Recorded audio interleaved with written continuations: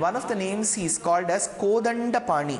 And the beauty is, there is no mention of the name called Kodanda in the Ramayanam. His bow is just a bow.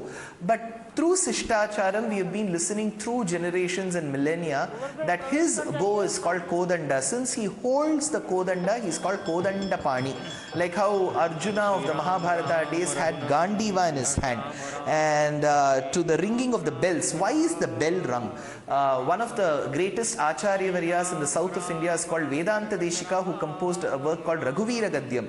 He says, Sarva Vadyamayi Ghanta. Instead of playing so many instruments, you just play the bell that is equivalent to playing so many auspicious instruments. Sarva Vadyamayi Ghanta, Vitrasini, Vibudhavairi Varuthini Nam, he says.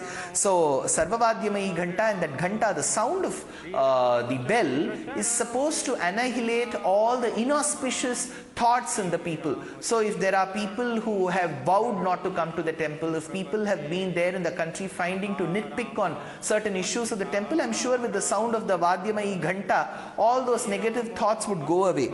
And you see in the upper arch a beautiful Ranganatha.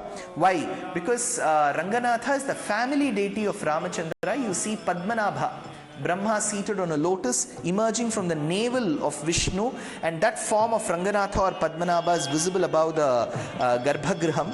And to that background music of the Vadyamayi Ghanta, to that background of that white marble, this Krishna Shila and that Alankaram is a feast and a treat to the eyes, Padmaja. To ask you this, and I'll ask you this as a complete lay person, but when we go to mandirs in the north as compared to when we go in the south, right now the mukut, the abhushan, even the kundal that Ram Lalla is wearing is very reminiscent of what we would see in a temple, say in Tamil Nadu. Usually I have not seen this kind of a mukut.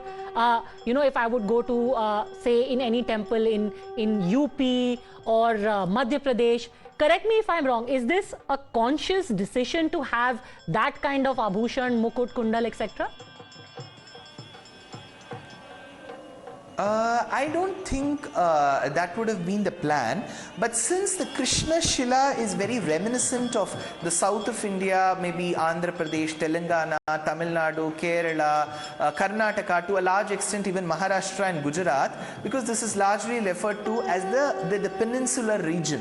So probably you, Padmaja, you may be reminded of the south of India. Yes, the Krishna Shila does represent the South Indian tradition, but when I look at the Makutam, it also reminds me a certain part of the Bengali ritual, because in the Bengali marriages the groom is supposed to wear a makutam, and that makutam is very similar to this, just that this is laced in gold and diamonds. Probably in every marriage they can't afford gold and diamonds, so it reminds me, the makutam reminds me, for you it reminds you of the south of India, for a South Indian like me it reminds me of the east of India. The Makara Kundalam reminds me of Zoshi, Padmaja Zoshi of your state of Maharashtra, where Vithala of Pandharpur sports those beautiful Makara Kundalam, and that smile reminds me of Krishna of Guruvayur. I'm telling you, see, I see like that Milesur Mera Tumhara, I see everything in him, Padmaja, because I would just like to quote a line from the Telugu verse where Tyagaraja says, Lavanya Ramara Judare. Oh people, come and see the glimpse of my beautiful Rama, he says in the Telugu language. In Kannada, the poet says, Rama, Rama, Rama, Rama, Rama Yaniro. Say the word Rama because it gives you the sweetness of kheer, he says. And Kamban, the Tamil, Nammalvar, the Tamil devotee poet Acharya says, who else in this world can be a role model for all of us in the Tamil language? He says, Karpari Ramabirana Yallal Matrum Karparo. In the Marathi language, the author says, Jite Jato Te The Tu Majha Sangati, where whichever side I go, you are my companion.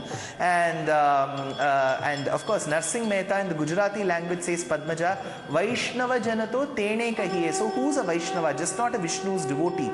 A person who empathizes with everyone. So I'm sure Rama in his lifetime empathized with Sugriva, with Guha, with Ahalya, with Shabari, with Hanuman, with Vibhishana. And that empathy has percolated in us, Padmaja.